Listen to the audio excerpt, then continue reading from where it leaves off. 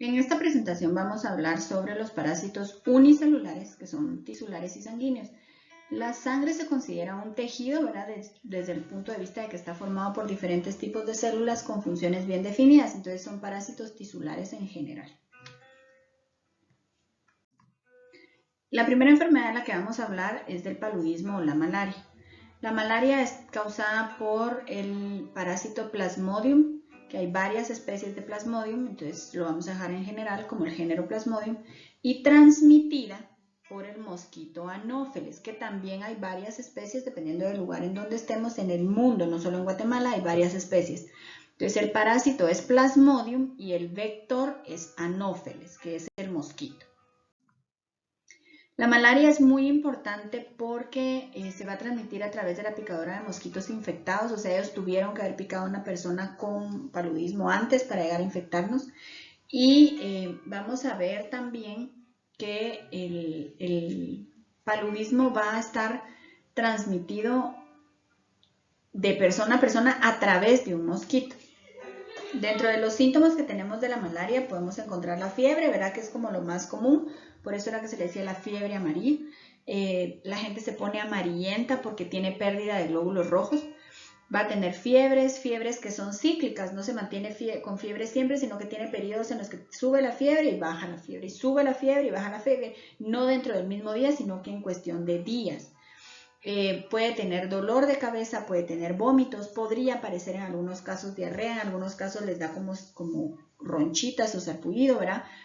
Pueden aparecer también escalofríos por la fiebre, y es una enfermedad que mata a muchísimos niños en todo el área aquí que está pintada de naranja en el África, y en Guatemala pues gracias a Dios no causa tantas muertes, pero es una enfermedad importante. Tan importante que dentro de nuestro Ministerio de Salud tenemos un área que es el área de malaria para control de malaria, ¿verdad? Y que ahora ha adoptado a todas las enfermedades transmitidas por mosquito también. Esto es como se ven los glóbulos rojos, parece que tuvieran carita, ¿verdad? Los glóbulos rojos se tienen que ver sin nada. Si yo veo un glóbulo rojo en el microscopio, lo tengo que ver así como estos, ve que no tienen absolutamente nada adentro, solo las chibolitas. Pero si yo veo glóbulos rojos que tienen estos como ojitos adentro, ¿verdad? Que son como anillitos, esto significa que yo ya tengo los glóbulos rojos con alguien adentro, y este parásito normalmente puede ser malaria. Es importante que lo reconozcamos, y las personas, los técnicos de laboratorio que hacen los análisis tienen que reconocer malaria y lo reconocen de forma como rápida, ¿verdad? Entonces reconocen a malaria muy rápido. El ciclo de vida de Plasmodium es muy importante porque el parásito cumple una parte de su ciclo de vida en el mosquito, otra parte dentro de nuestro hígado y otra parte ya en los glóbulos rojos. Entonces la malaria realmente hace mucho daño, no solo porque destruye glóbulos rojos, porque los parásitos se empiezan a reproducir dentro de los glóbulos rojos hasta que no caben en el glóbulo y explota el glóbulo. Y entonces se liberan todos los parásitos, ¿verdad? Y lo mismo más o menos sucede con las células del hígado. Entonces vamos a ver que tenemos, esa es una de las razones por las que la gente se pone amarilla. Perdemos glóbulos rojos, entonces se ponen pálidos, y se están rompiendo células hepáticas, entonces se ponen amarillos, ¿verdad? Entonces es importante que se reconozcan estos síntomas. La malaria está bien distribuida en zonas, no está en toda Guatemala, sino que está en zonas bien distribuidas, pero nosotros estamos en una zona en la que podríamos tener malaria por las temperaturas, ¿verdad? El ciclo de vida que cumple en el mosquito, lo interesante de malaria, y este ciclo es más simple, ¿verdad? Es que cumple un ciclo de vida en el tubo digestivo del mosquito, y ya que cumplió esta etapa del ciclo de vida, que ya se produjeron los parásitos que pueden infectar, migran hasta las glándulas salivales. ¿Se recuerdan que habíamos hablado de uno que hacía lo mismo? Migran hasta las glándulas salivales, y entonces ya el mosquito pica, y cuando pica el mosquito es un zancudo, ¿verdad? Los Anopheles albimanus es el que más reconocemos, que son los de patitas blancas. Pica el zancudo, y cuando pica el zancudo inyecta saliva para dormir el área y con un anticoagulante para que pueda chupar fácil la sangre. Entonces cuando inyecta los parásitos.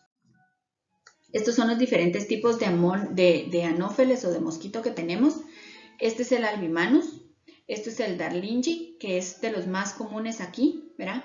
Entonces, estas dos especies de mosquitos son importantes porque pueden acomodarse a nuestros hábitos de vida, digamos, ¿verdad? Entonces, yo les contaba de la conferencia que nos dieron ayer en donde nos explicaban que los mosquitos pueden acomodarse y acostumbrarse y modificar horarios de acuerdo a nuestros hábitos de vida. La siguiente enfermedad es Babesia y la vamos a hablar, está causada por el parásito Babesia y vamos a hablar de ella porque da síntomas muy similares a malaria, pero el piquete tuvo que haber sido por una garrapata del género Ixodes. Tenemos entonces con Babesia, se recuerdan que con la malaria veíamos como anillos, verá como ojitos, y con Babesia se ven como gotas adentro, miren, se ven como gotas o anillos más gordos o manchas más gordas, entonces sí es muy distinto. Y vamos a verlo aquí, entonces vemos aquí paludismo y aquí las gotitas de Babesia, ¿verdad? Entonces sí hay una diferencia, yo ya cuando lo veo en clínica lo podría confundir, pero al hacer el examen puedo decir es paludismo o es babesiosis, ¿verdad? Estas son las cucarachas, las garrapatas que la causan. Recuérdense que las garrapatas desde que son larvas pican, ¿verdad? Y cuando uno anda en el campo, pues normalmente lo pican las garrapatas o se te suben las garrapatas. Entonces es importante que tengamos cuidado y le pongamos atención a los síntomas que podemos tener días o semanas después de que nos picó una garrapata. El ciclo de vida de Babesia incluye no solo al ser humano, ¿verdad? Sino que puede incluir a otros mamíferos. Entonces podemos tener perros, vacas, gatos, cerdos, tacuacines, zorros, cualquier animal que pueda tener garrapatas podría ser portador de la Babesia y mantener el ciclo del parásito activo en lo que llega a nosotros, ¿verdad? Entonces es importante reconocerlo.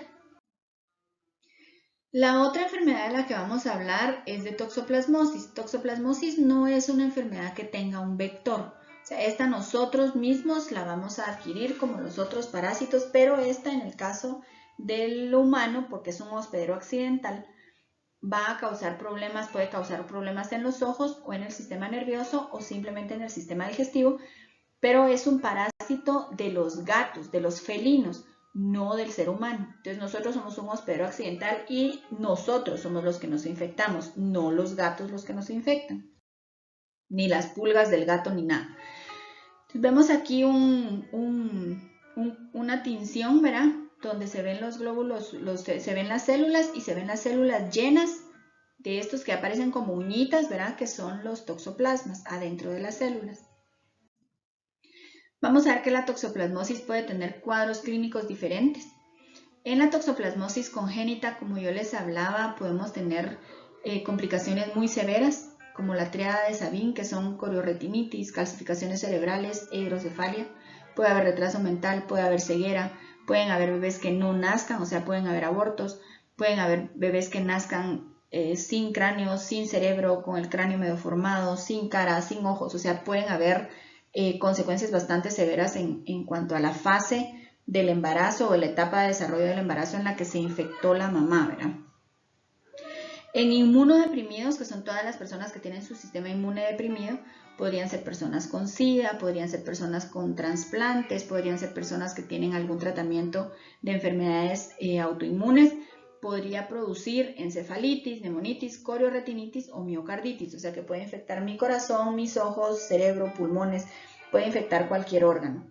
Y en la adquirida yo puedo tener ganglionar, que se me inflaman los ganglios y me pasó como nada, puede ser ocular, en la que sí puedo tener problemas de ojos, puede ser pulmonar, que me va a dar como una gripe fea, ¿verdad? O puedo terminar con una neumonía, pero controlable, puede ser digestiva, puede ser cutánea, puede ser cardíaca, ¿verdad? Y también puede ser neurológica. Entonces depende mucho de cómo está nuestro sistema inmune y qué tanto haya sido el contacto con el parásito. ¿Cómo me voy a infectar? Toxoplasma va a infectar a los animales, ¿verdad? Que son aptos para que nosotros consumimos. Pueden ser cerdos, pueden ser vacas, pueden ser ovejas, ¿verdad? O sea, ellos se van a infectar porque se van a comer el monte, la grama, el pasto, donde donde está el toxoplasma. Lo interesante de esto es que los gatos entierran sus heces. Entonces el gato entierra sus heces, ¿verdad? Y al enterrar sus heces, el gato echa tierra, pero con sus patitas pasa por la grama o con la tierra que echó, a veces no echa solo donde hizo popis, sino que echa por todos lados y al regar la tierra pues puede llenar más plantas que después se van a comer otros animales y el ciclo se completa. Si por ejemplo un ratón o un pájaro se come lo que el montecito o la tierra o lo que sea que dejó el gato donde había popó, estos animales se infectan y cuando el gato se los come, el gato desarrolla la toxoplasmosis a nivel intestinal, que es un parásito normal en el gato. Pero si nosotros estamos en contacto con las heces del gato infectado por toxoplasmosis y comemos ya sea vegetales o carne contaminada con toxoplasma, nos podemos infectar. Si mi sistema inmune está bien, normalmente no me va a pasar nada, pero si no está bien, sí puedo tener consecuencias. Entonces, es muy importante, como les decía en la clase, que entendamos que no es el gato el que me está pegando la enfermedad, ¿verdad? O sea, yo por acariciar al gato no me va a dar toxoplasmosis, por tener al gato en mi cama no me va a dar toxoplasmosis. Me va a dar toxoplasmosis porque yo manipulé carne contaminada, porque me comí verduras contaminadas, porque le estuve chupando las patas al gato, o sea, cosas que uno no va a hacer. Pero un niño podría, entonces es importante mantener desparasitados. Regresamos a lo mismo que hemos hablado en todas las clases.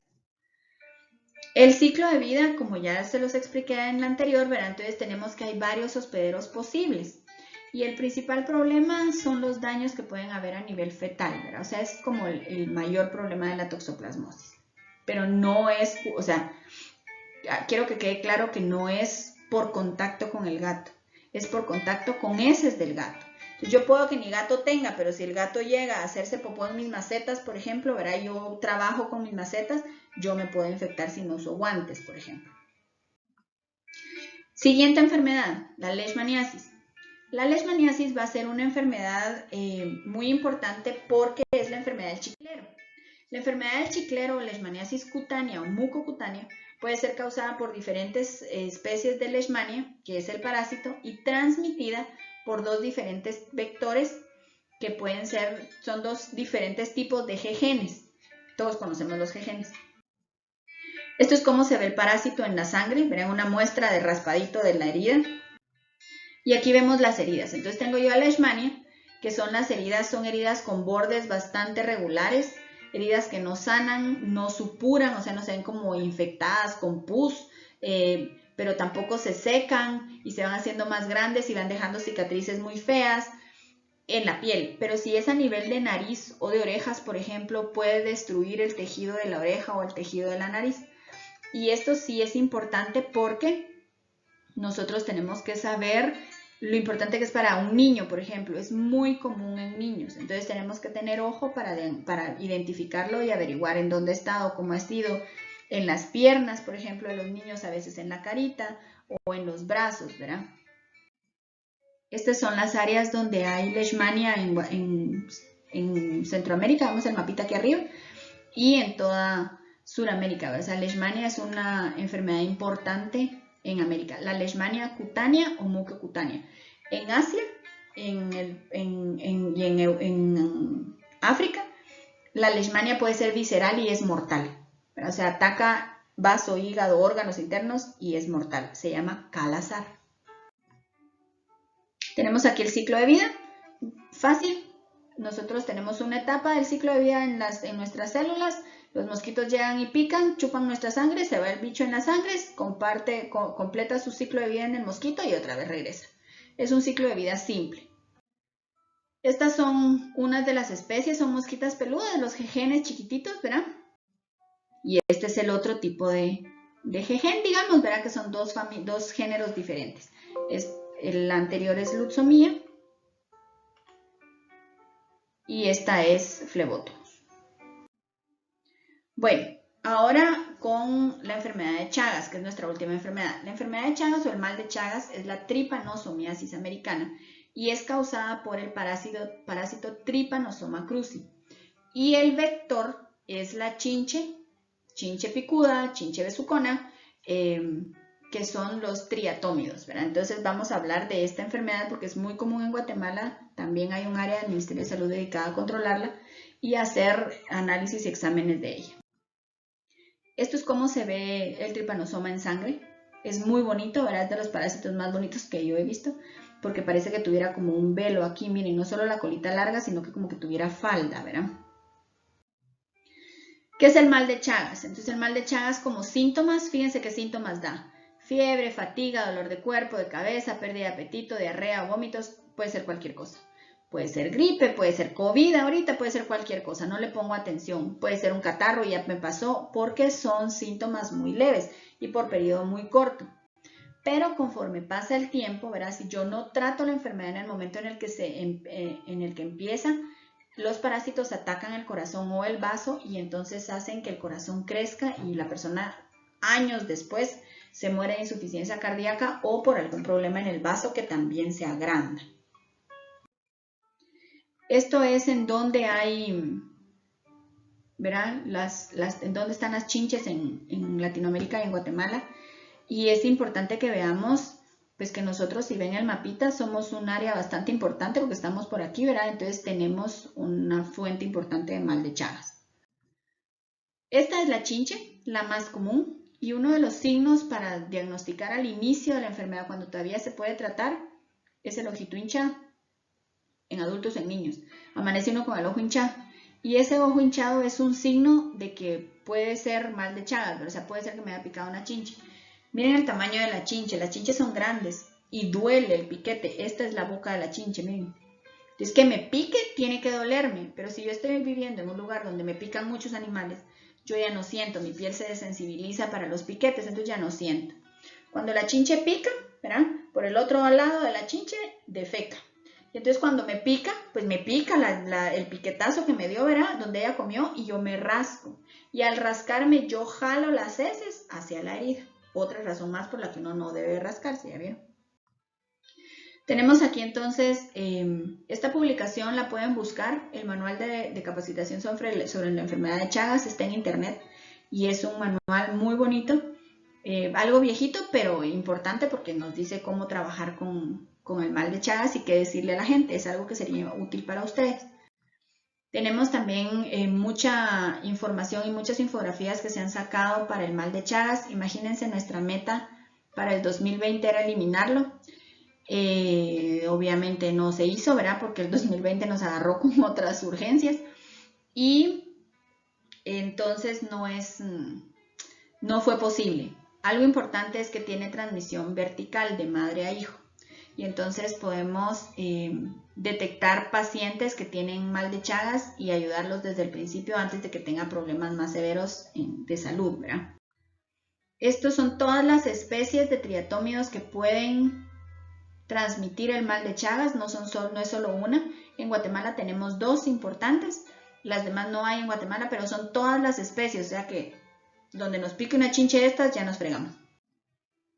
Tenemos esta asociación, Organización Corazones Unidos contra el Mal de Chagas.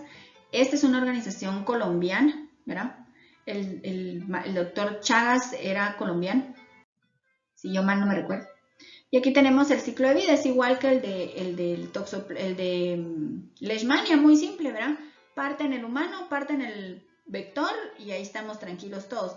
Entonces, si se controla el vector, se controla la enfermedad. Si se aísla al enfermo, que ya no lo piquen más, pues también se controla la enfermedad. Y aquí está para que conozcan a las chinches. Este es Rhodnius. Esta pica gallinas, pica tacuacines, pica armados, pica, o sea, armadillos, verán los armadillos, pica perros, gatos, cerdos, vacas. Ellas comen sangre de quien sea. Y entonces se cree que, por ejemplo, los armadillos y los tacuacines pueden ser reservorios. ¿Qué significa eso? Que ellos mantienen al parásito ahí sin que los enferme y cuando los vuelve a picar la chinche se vuelve a infectar. Entonces es una cosa importante, ¿verdad? Aquí tenemos unas casitas en donde vemos la importancia de los, por ejemplo, ¿verdad? Esta tiene techo de lámina, pero las paredes tienen muchos espacios y muchos quiebres y muchos hoyitos, lo hablamos hoy en la clase. Y entonces ustedes pueden ver que ahí es donde se esconden los bichos, ¿verdad? Chinches, alacranes, arañas, cucarachas, lo que sea, ahí se van a meter, ratones incluyendo. Esta casita tiene las paredes alisadas, se quita ese problema, pero el techo es de paja. Entonces seguimos teniendo el problema de que los bichos se pueden esconder ahí y de todos modos seguir picando a las familias, ¿verdad? Entonces, otra costumbre importante que es que la gente pone fotos y almanaques y pósters en las paredes, ¿verdad? O empapelan las paredes y esos papeles pasan años ahí, pero con hoyitos. y las chinches pueden vivir atrás de eso y salir. Entonces, una práctica importante es enseñarle en las comunidades o pedirle a las comunidades que eso lo muevan por lo menos una vez al mes. Con la escoba se barran las paredes, se limpian esas cosas, se fumiguen, se echen insecticidas para matar a las chinches. Es la mejor forma de prevenirlo, ¿verdad? Y esta es Triatoma dimidiata, que es la más común, ¿verdad? Es la que más reconocemos. Esta es más exclusiva de humanos. La Rothnius es como más generalista, pero esta es más exclusiva de humanos.